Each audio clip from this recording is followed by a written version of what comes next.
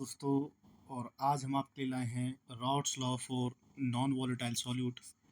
तो देखिए, हमने इसका पूरा एक्सप्लेनेशन दिया है और साथ ही साथ इसका जो डेरिवेशन पूछा जाता है वो भी है, और हमारे पास जो सॉल्यूशन है वो हिंदी इंग्लिश दोनों में अवेलेबल है। तो आप सबको जैसा पता है कि हमने सीरीज़ चला रखी है, और इस सीरीज़ के अंदर हम पूरी केमिस्ट्री को कराएंगे आपके बोर्ड एग्ज़ाम्स या किसी भी कॉम्पिटिटिव एग्ज़ाम के लिए। ठीक है, तो चलिए शुरू करते हैं। हम नॉन वोलेटाइल के लिए आज करा रहे हैं, और वोलेटाइल के लिए हम ऑलरेडी कर चुके हैं। नहीं देखा है तो आप हमारी प्लेलिस्ट में आपके देख सकते हो। चलिए शुरू करते हैं। तो देखिए, Raoult's law for non volatile. तो Raoult's law for non volatile को समझने से पहले आपको मैंने पहले भी बताया था कि वोलेटाइल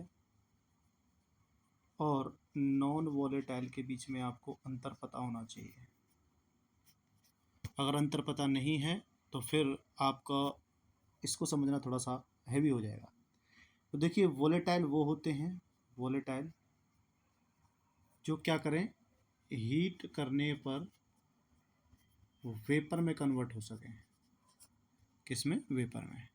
ये चीज़ ध्यान रखनी है, जो हीट होने पर वेपर में कन्वर्ट हो सकें या फिर जो वेपर बना सकें।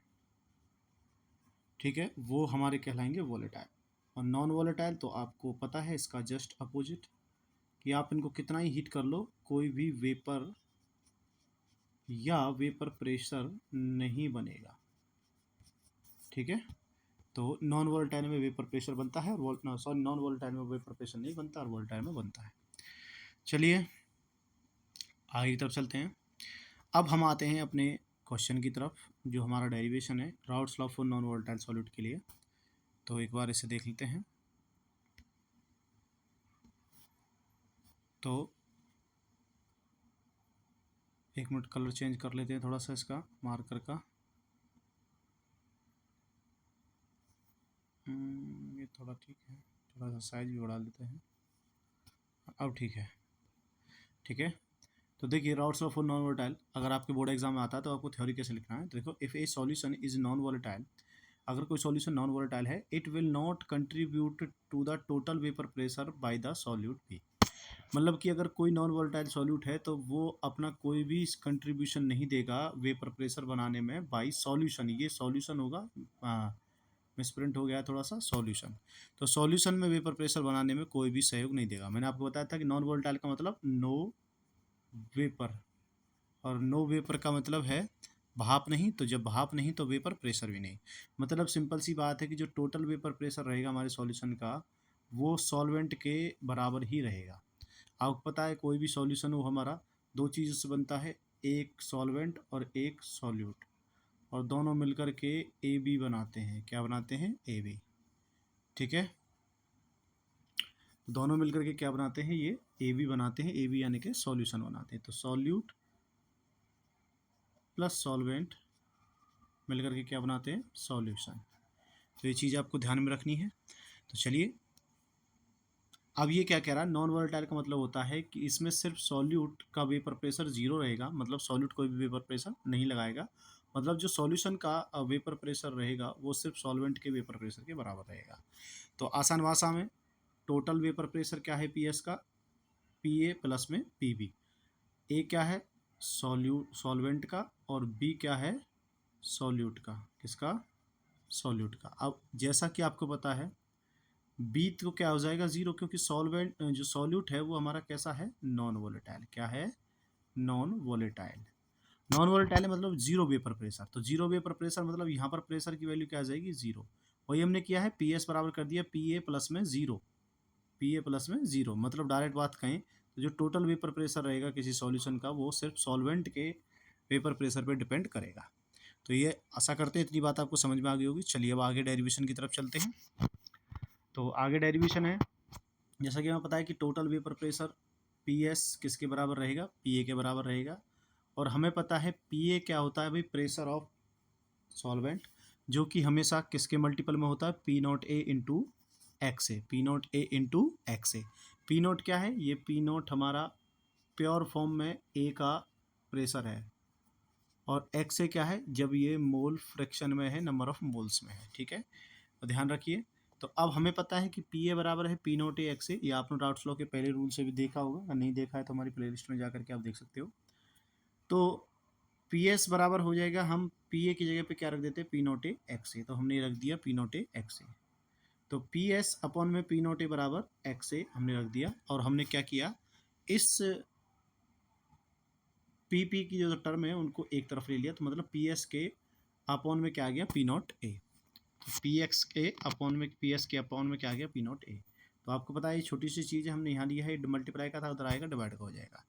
अब हमें पता है कि किसी का भी जो मोल फ्रैक्शन है, यानी कि एक्स की वैल्यू क्या होती है, अगर हमें किसी का मोल फ्रैक्शन निकालना है तो हम क्या करेंगे, number of moles of those component upon में टोटल नंबर ऑफ मोल्स। तो हमें किसका पूछ रहा है भाई, ए का पूछ रहा है, तो एक्स ए का, तो number of moles of A upon में number of moles of solution. अब आपको बताया number of moles of solution किस पे डिपेंड करेंगे, solute plus solvent, number moles of solute plus में number of moles of solvent. तो ये चीज़ ध्यान रखना है। तो एक्स ए मोल फ्रैक्शन का फॉर्मूला आप लोगों ने पहले भी देखा होगा, जब आप यहाँ तक इस वीडियो को देख रहे हो तो कम से कम आप मोल फ्रैक्शन का फॉर्मूला तो जानते होंगे। तो एक्स ए बराबर हो जाएगा एन ए अपॉन में एन ए प्लस में एन बी, ठीक है। तो अब हम क्या करेंगे, जस्ट इस एन ए एन पी की वैल्यू को इस एक्स ए की जगह से क्या कर देंगे, रिप्लेस कर देंगे, मतलब यहाँ पर इसकी वैल्यू को रख देंगे। और जैसे ही हम इस वैल्यू को रखेंगे तो हमारे पास टर्म आएगी पी एस अपॉन में P S upon P naught A as it is, और बस एक्स ए की जगह पे क्या आ जाएगा, एन ए अपॉन में एन ए प्लस में एन बी। अब क्या करेंगे, हम इन दोनों टर्म को, कौन सी दोनों टर्म, हमारी पी नोट एस अपॉन में P naught A N A plus में एन बी को हम किस में घटा देंगे, दोनों को एक दूसरे में से घटा देंगे, एक में से घटा देंगे, सॉरी एक दूसरे में नहीं, एक में से।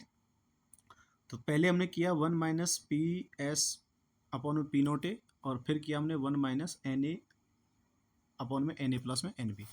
देखो अगर समझ नहीं आ रहा तो हमने क्या किया, बस इतना किया है कि एक में से इसको घटाया 1 माइनस, और एक में से इसको घटाया वही माइनस, दोनों सेम टर्म हमने यहाँ पे लिख दिए हैं। अब आपको बताया छोटी सी बात है, आपको एलसीएम लेना पड़ेगा, पी ए एलसीएम आ जाएगा, और पी ए की एक बार एक से मल्टीप्लाई होगी तो पी नोट ए माइनस में पी एस हमारा ऑपोजिट आ जाएगा।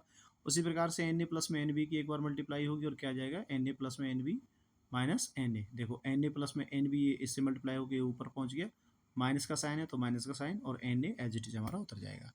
अब आप देखोगे इस टर्म के अंदर एक एन ए पॉजिटिव है और एक एन ए नेगेटिव है, तो ये एन ए से ये एन ए कट जाएगा, ध्यान में रखना, पॉजिटिव से नेगेटिव कट जाएगा। अब हमारे पास क्या बचता है, तो ऊपर वाली टर्म हमारी एज इट इज आ जाएगी P naught A minus P S अपन में पी नोट ए, और ऊपर से ए से ए कट ही चुका है, तो क्या बचेगा, एन बी अपॉन में N A plus N B. अब इससे ज़्यादा इसका डेरिवेशन होगा नहीं, और ये हमारा फाइनल फार्मूला है for rods law of non volatile. ये इतना ही डेरिवेशन मांगता है, सीबीएसई बोर्ड, किसी भी बोर्ड हो, आप किसी भी एग्जाम बोर्ड से दे रहे हो, किसी स्टेट बोर्ड से दे रहे हो, आपके लिए उतना ही ज़्यादा इंपॉर्टेंट ये रहेगा। This is the final reaction. अगर आपको वीडियो अच्छी लगी है तो वीडियो को लाइक करें, चैनल को सब्सक्राइब करें, थैंक यू। और अगर आपको ऐसी ही वीडियो और देखनी है तो हमारे चैनल के साथ जुड़े रहें, और हम आपको वादा करते हैं कि फ्री ऑफ कॉस्ट पूरा कोर्स करवाएंगे, और वीडियो को ज़्यादा से ज़्यादा शेयर करें, जिससे कि हमें भी थोड़ी सी मदद मिलती है, हमें भी थोड़ा सा हौसला मिलता है। अब कब तक 10-20 व्यूज़ आते हैं उनसे काम नहीं चलता, तो जिससे हम आगे वीडियो बनाते रहें, प्लीज़ इसे शेयर कीजिए ज़्यादा से ज़्यादा। Thank you.